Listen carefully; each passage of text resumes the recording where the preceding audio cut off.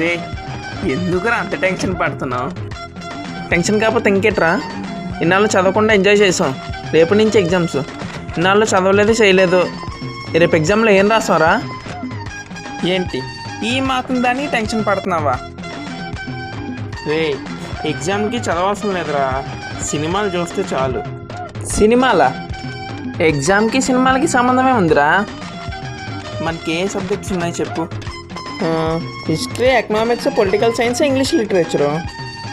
రే history ఎగ్జామ్కి మన megastar Chiranjeevi గారిది, శైలా నరసింహారెడ్డి, అలాగే మణిరత్నం గారిది పొన్నియిన్ సెల్వన్ పార్ట్ 1, పార్ట్ 2, అలాగే మన బాలీవుడ్లో లేటెస్ట్గా సినిమా రిలీజ్ అయింది కదా వికీ కౌశల్ది చావా, ఈ 3 రాస్తే సరిపోద్దిరా. ఇంకా పొలిటికల్ సైన్స్ అంటావా? పొలిటికల్ బ్యాక్డ్రాప్ ఉన్న మూవీస్ రాస్తావు.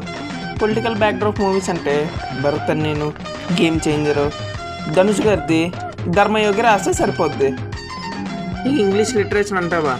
ఏవో హాలీవుడ్లో 4 ఇంగ్లీష్ పాటలు, తర్వాత హాలీవుడ్లో ఏవో 4 ఇంగ్లీష్ స్టోరీలు రాస్తే సరిపోద్ది. ఇంతేరా, దీనికేనా ఎంత టెన్షన్ పడిపోతున్నావు?